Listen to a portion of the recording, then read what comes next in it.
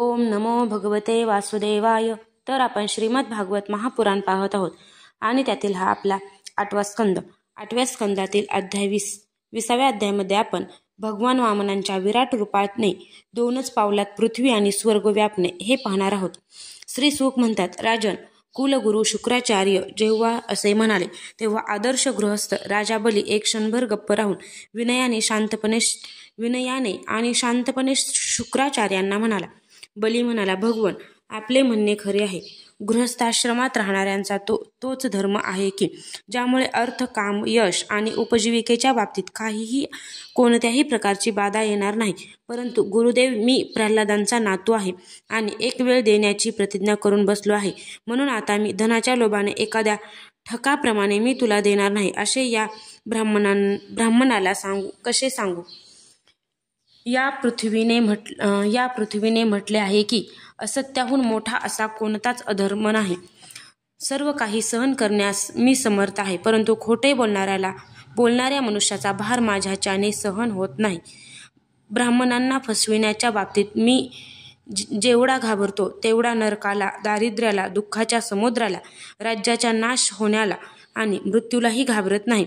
मेल्यानंतर या संसारातील धन इत्यादी ज्या ज्या वस्तू आपली साथ सोडतात त्यांच्याद्वारा दान इत्यादी देऊन जर ब्राह्मणांना सुद्धा संतुष्ट करता आले नाही तर त्यागापासून काय फायदा?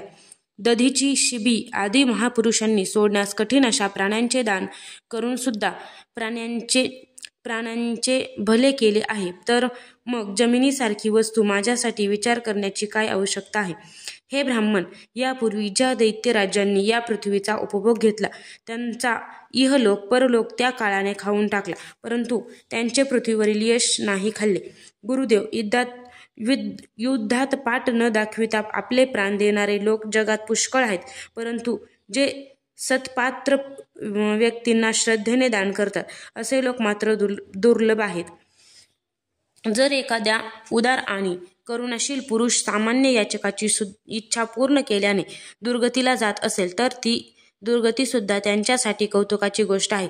तर मग यांच्यासारख्या ब्रह्मवेद त्या पुरुषांना दान केल्याने दुःख प्राप्त झाले तर त्यात काय बिघडले? म्हणून मी या ब्रह्मचार्याची इच्छा अवश्य पूर्ण करीन. हे महर्ष, वेदविधान जाणणारे आपल्यासारखे लोक मोठ्या आदराने यज्ञयागांनी ज्यांची आराधना करतात ते वरदानी विष्णूच्या रूपाने असोत किंवा दुसरे कोणी असोत, मी त्यांच्या इच्छेनुसार त्यांना जमीन दान करीन. माझा अपराध नसतानाही यांनी अधर्माने जरी मला बंधनात टाकले तरी सुद्धा मी यांना विरोध करणार नाही, कारण माझे शत्रू असूनही भयभीत होऊन यांनी ब्राह्मणाचे शरीर धारण केले आहे.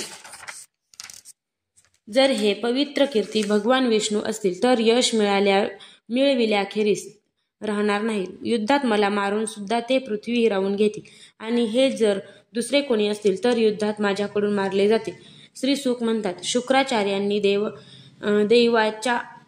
देवाच्या प्रेरणेमुळे सत्यप्रतिज्ञा आणि उदार परंतु श्रद्धारहित व आज्ञेचे उल्लंघन करणाऱ्या शिष्याला शाप दिला.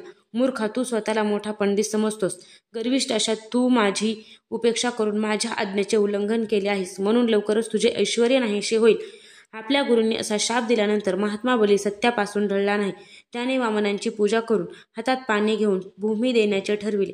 त्याच वेळी मोत्यांचे हार घातलेली बलीची पत्नी विंध्यावली तेथे आली. तिने चरण प्रक्षालन करण्यासाठी पाण्याने भरलेला सोन्याचा कलश आणला. बलीने मोठ्या आनंदाने स्वतःचे ते अतिसुंदर चरणयुगल धुतले आणि विश्वाला पावन करणारे ते जल आपल्या मस्तकावर धारण केले. त्यावेळी आकाशातून देव, गंधर्व, विद्याधर, सिद्ध, चारण असे सर्वजण राजा बलीचे हे अलौकिक कार्य आणि सरलता यांची प्रशंसा करीत मोठ्या आनंदाने त्यांच्यावर दिव्य फुलांचा वर्षाव करू लागले. एकाच वेळी हजारो दुदुंभी वारंवार वाजू लागल्या. गंधर्व, किंपुरुष आणि किन्नर गाऊ लागले. या दानशूर बलीने जाणून बुजून शत्रूला 3 लोकांचे दान दिले. हे केवढे कठीण काम केले बरे. त्यावेळी एक मोठी अद्भुत घटना घडली. अनंत भगवंताचे हे त्रिगुणात्मक वामन रूप मोठे होऊ लागले. ते एवढे मोठे झाले की पृथ्वी, आकाश, दिशा, स्वर्ग, पाताळ, समुद्र, पशु, पक्षी, मनुष्य, देव आणि ऋषी सगळे त्या रूपात सामावून गेले. बलीने ऋत्विज आचार्य आणि सदस्यांसह त्या समस्त ऐश्वर्याने एकमात्र स्वामी असलेल्या भगवंताच्या त्रिगुणात्मक शरीरामध्ये पंचमहाभूते, इंद्रिय यांचे विषय, अंतःकरण आणि जीवांसह हे संपूर्ण त्रिगुणमय जग पाहिले. इंद्रासारखी सेना असलेल्या बलीने विश्वरूप भगवंताच्या चरणतलामध्ये रसातल, चरणांमध्ये पृथ्वी, पिंडरांमध्ये पर्वत, गुडघ्यांमध्ये पक्षी, जांघांमध्ये मरुद्गण, वस्त्रांमध्ये संध्या, गृहस्थानामध्ये प्रजापती, नितंबामध्ये आपल्यासह सर्व असुरगण, नाभीमध्ये आकाश, उदरस्थानी 7 समुद्र आणि वक्षस्थळामध्ये नक्षत्रांचा समूह, हृदयामध्ये धर्म, स्तनांमध्ये मधुर आणि सत्यवचन, मनामध्ये चंद्र, वक्षस्थळावर हातात कमळ घेतलेली लक्ष्मी, कंठामध्ये सामवेद आणि संपूर्ण शब्दसमूह, भाऊंमध्ये इंद्रादी समस्त देवगण, कानांमध्ये दिशा, मस्तकामध्ये स्वर्ग, केसांमध्ये मेघमाला, नाकांमध्ये वायू, डोळ्यात सूर्य आणि मुखामध्ये अग्नी, वाणीमध्ये वेद, जिभेमध्ये वरुण, भुवयांमध्ये विधी आणि निषेध, पापण्यांमध्ये दिवस आणि रात्र, कपाळावर क्रोध, खालच्या ओठांमध्ये लोभ, स्पर्शामध्ये काम, वीर्यामध्ये पाणी, पाठीमध्ये अधर्म, पद्न्यासामध्ये यज्ञ, सावलीत मृत्यू, हास्यामध्ये माया, शरीराच्या रोमांमध्ये सर्व प्रकारच्या औषधी, नाड्यांमध्ये नद्या, नखांमध्ये शिळा आणि बुद्धीमध्ये ब्रह्मदेवादी देव तसेच ऋषीगण पाहिले. अशा रीतीने वीर बलीने भगवंताच्या इंद्रिय आणि शरीरामध्ये सर्व चराचर वस्तुजाल पाहिले.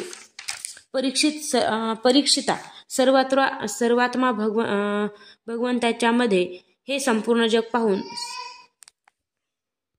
सर्व दैत्य भयभीत झाले. त्याच वेळी भगवंताच्या जवळ असह्य तेज असलेले सुदर्शन चक्र, गर्जना करणाऱ्या मेघाप्रमाणे भयंकर टंकार करणारे शांडर्य धनुष्य, ढगांमध्ये गंभीर शब्द करणारा पांचजन्य शंख, भगवंताची अत्यंत वेगवान अशी कौमोदकी गदा, चंद्राकार 100 चिन्हे असलेली ढाल आणि विद्याधर नावाची तलवार, अक्षय बाणांनी भरलेले 2 भाते, त्याचप्रमाणे लोकपालांसहित सुनंद इत्यादी पार्षद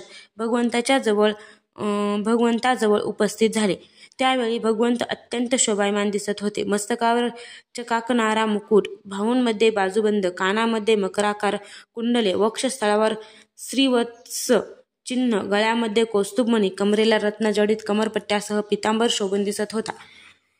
भ्रमर गुंजारो करीत असलेली वनमाला त्यांनी धारण केली होती. त्यांनी आपल्या एका पायामध्ये बलीची सगळी पृथ्वी व्यापली, शरीराने आकाश आणि भुजांनी दिशा व्यापल्या. दुसऱ्या पावलाने त्यांनी स्वर्गालाही व्यापले. तिसरे पाऊल ठेवण्यासाठी बलीची थोडीशीही कोणतीही वस्तू शिल्लक राहिली नाही. भगवंताचे हे दुसरे पाऊल सुद्धा वरवर जात महरलोक, जनलोक आणि तपोलोकाच्याही वर सत्यलोकात जाऊन पोहोचले. अध्याय 20 समाप्त.